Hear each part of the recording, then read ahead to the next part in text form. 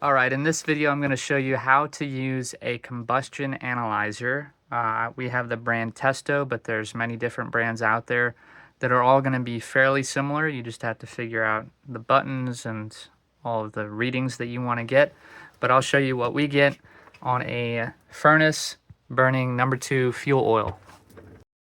One thing I do need to say about combustion analyzers is if you're watching this video, this is not a replacement for reading the instructions on your device.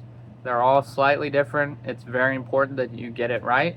So if you have one and you don't have the directions, look it up online. You can find them in PDF form pretty much anywhere. And we hope this video helps, but it's, again, not a replacement for reading the instructions. Here I've got our Testo combustion analyzer. First things first, you want to make sure you're using an analyzer that's been calibrated regularly. Once a year, I think, is what they want. So ours goes in annually just to get it calibrated. And then when you turn it on, you want to turn it on with the analyzer reader hooked up to it. So I'm going to hook this up, and the reason I'm doing that first is because I'm going to turn it on, and every time you turn it on, it recalibrates and has to, not recalibrate, but it zeroes out the reading using the air around you. They say you should probably turn it on and let it zero out outside, but I'm not doing that because the air in here is fine. So we've got, if you can see there we go, flue gas analysis, draft measurement, there we go, fine pressure probe, CO air free. So there's different things you can do, but we're just testing flue gas analysis. So I'm going to hit OK. And then you select your source of fuel, natural gas, propane, butane, and we're doing, of course, #2 fuel oil. Okay. And then you can change what shows here. So the way we have it set up is stack temperature, CO2, O2, carbon monoxide, ppms, and then efficiency. If I scroll down, there's some other things. But the primary things you're looking for when you're taking a combustion reading on a furnace is your O2, so your oxygen, carbon dioxide, and then your carbon monoxide. We always write down the efficiency so the customer knows. That's also important. Stack temperature, that's just the temperature of the gas going out the stack. Could be relevant if it's way too hot, but typically it doesn't matter as much. So I'm going to take a reading on this furnace I just cleaned and show you what that looks like.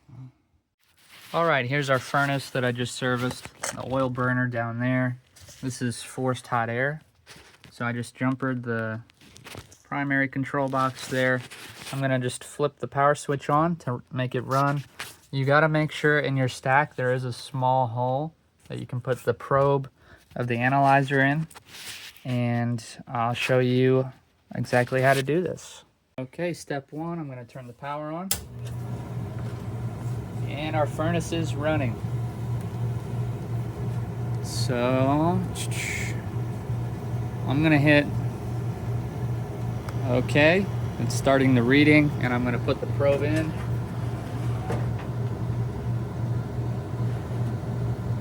And when you put the probe in the stack, you do want it to go about halfway in, so it's not rubbing against the metal or getting any dirt or soot in the tip of the analyzer.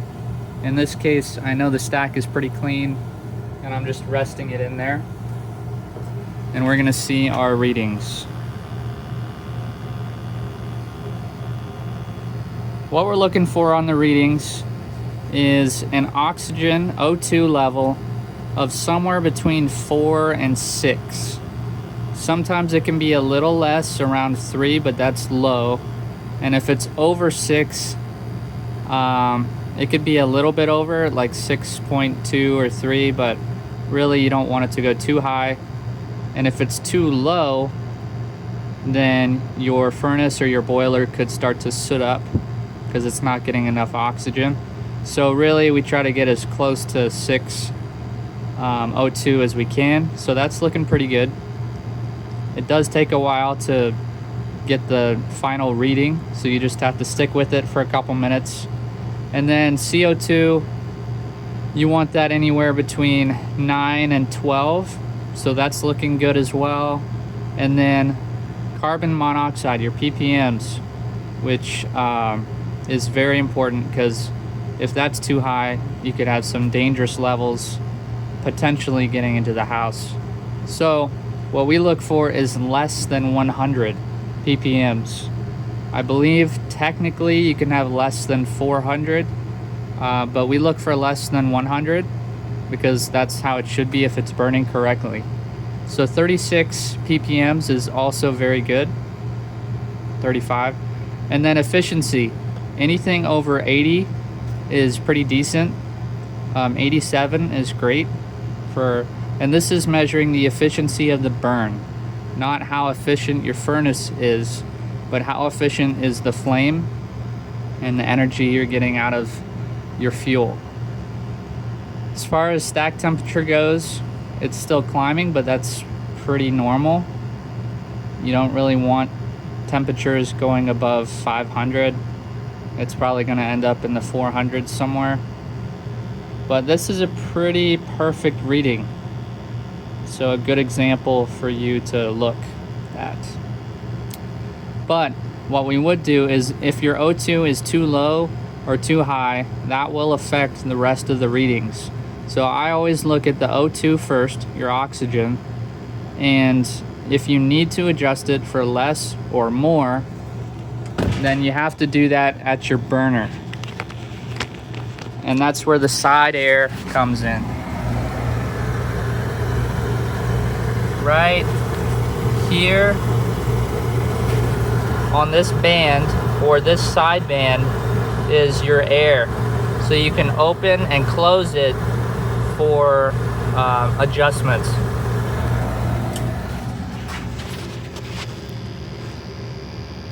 But I'm gonna say that concludes our test, and that is how you use a combustion analyzer. You could also check for a draft in your chimney.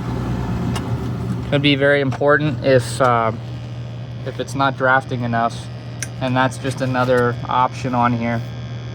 But thanks for watching, and I hope that helps. One more thing, if you're testing a forced hot air system, a furnace, and you're done, don't turn the power off, because your fan is still running and it needs to distribute all the heat. So let it run its course, cool down, and then if you need to turn the power off, then do that. Otherwise, leave it on and you're good to go.